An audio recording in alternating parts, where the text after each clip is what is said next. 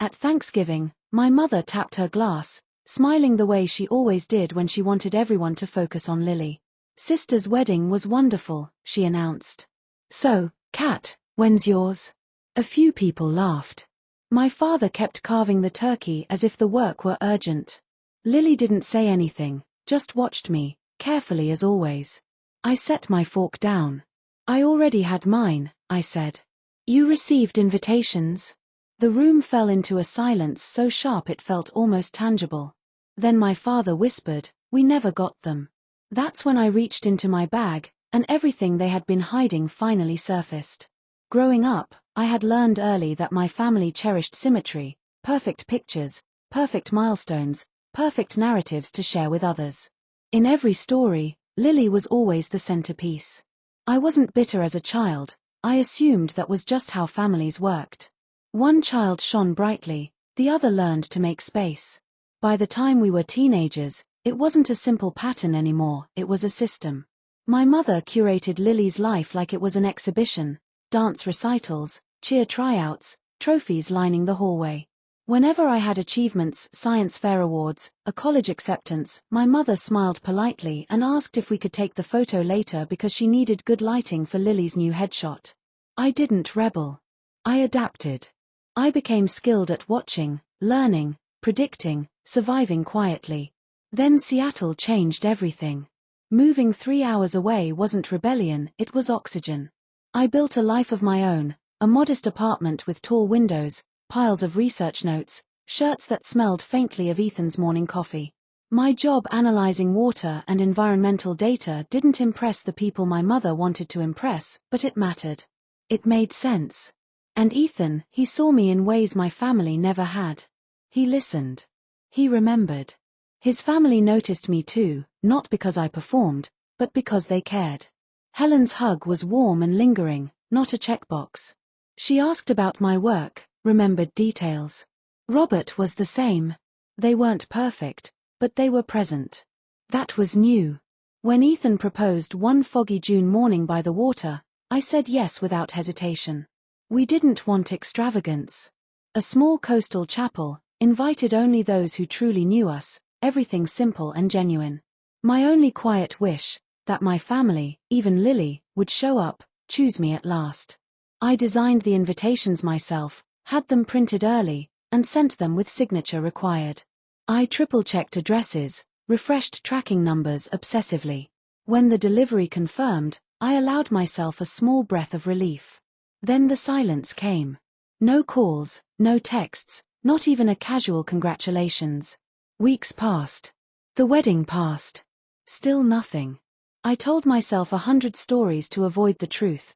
Perhaps the mail got lost, a surprise was planned, maybe they were waiting for the right moment. But deep down, a colder realization took root: someone had intentionally kept these invitations hidden. And Thanksgiving night proved I was right. The quiet after the wedding hadn't just sat there, it had seeped into my life like water through a crack. I waited. People are busy, I told myself. They'll call. But the days became weeks, and the silence grew heavy, deliberate. I tried reaching out. My mother's voicemail swallowed my calls. My father replied with a polite, "I'll call later," which never came. The family group chat that had existed since college no longer included me. I hadn't been removed loudly, I had been erased quietly. I mentioned it to Ethan one night while washing dishes. "Maybe it's a glitch," I said, though my voice betrayed me. He dried his hands, looked at me steadily. "Kat, did they ever respond at all?" I shook my head. He didn't accuse. He just said, "Let's check the logs." Together, we accessed the family email activity. There it was, the evidence. One invitation notice had been opened, deleted, and permanently erased. Not a glitch. Not forgetfulness. Deliberate. I knew exactly who. Lily, always the gatekeeper of our childhood home, the one who screened calls and sorted the mail. Everything that passed through that house passed through her first. I pulled up the tracking receipts, 4 packages, all signed for, all sent to their address, all intercepted. The first signature I recognized immediately, Lily's. My throat tightened. Ethan touched my arm. "Kat, What do you want to do? Anger would have been easier, rage predictable. But I felt something sharper and quieter: recognition. What do you do when the people you love choose not to see you? Thanksgiving approached. I almost skipped it. Almost let them pretend I didn't exist. But I made a different choice. I would go, carrying the truth. Thanksgiving looked perfect from the outside: white tablecloth, polished silver, a candle flickering like it belonged in a magazine spread. The moment I stepped through the door, though, that familiar tension settled on my shoulders like a coat I hadn't asked to wear. Lily was posing near the fireplace, her husband adjusting her hair as if they were shooting a holiday card. My mother fussed over the turkey, narrating every detail of Lily's September wedding. My father poured wine mechanically, his eyes already tired. Not one person asked how I had been. Not one mentioned my wedding. I sat directly across from Lily. She didn't look at me. Silence can be a performance, and she had always been good at it. Dinner began with the usual script: praise for Lily's dress, her venue, her guest list, her connections. Every sentence reminded me that they showed up for her without hesitation, but ignored my life-changing day. Then my mother tapped her glass. "Sister's wedding was great," she said brightly, glancing at Lily. "So, Kat, when's yours?" The table chuckled. Even the turkey knife in my father's hand paused like it didn't know where to land. Lily kept her eyes on her plate, too still, too careful. That told me everything. For years, I would have laughed it off. Let the jab slip under my skin. Pretend it didn't hurt. But not this time. Not after everything I had uncovered. I set my fork down gently. "I already had mine," I said, voice steady. "6 months ago. You received invitations." The air changed immediately, like all the oxygen had been sucked out of the room. I let the silence settle, then added nothing. Forks froze. Eyes widened. My mother's smile collapsed. My father blinked, uncertain. Lily's face didn't move. She knew exactly where this was going, and couldn't stop it. "Kat," my father said softly, "we never got any invitations." "There it is," I replied, calm. I reached into my bag and placed my phone on the table. The screen glowed, reflecting in the glasses, the candlelight catching its edges like a sharp blade. Every eye locked on it. I tapped the screen, opened the receipts. 4 deliveries. 4 signatures. All marked received. I zoomed in on the first. The signature at the bottom: Lily. My mother gasped. Her hand flew to her mouth. My father leaned forward, as if seeing it up close made it real. Lily didn't move. I could feel my pulse, but my voice remained steady. Delivered April 23rd. All 4. All intercepted.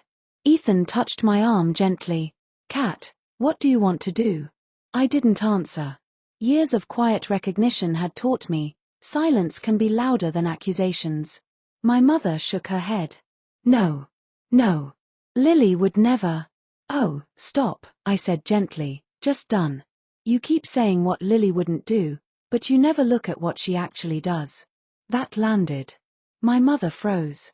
Ryan finally spoke, voice low. "Lily, did you sign for these?" She blinked, mechanical, as if rebooting her expression. "I don't. I maybe." I grabbed the mail, but I didn't see any invitations. I stayed quiet. My father stared, incredulous. "You didn't see 4 packages from your sister, around the time she got engaged?" "It's not my job to track everyone's mail." Lily's composure cracked. "I don't. It wasn't intentional."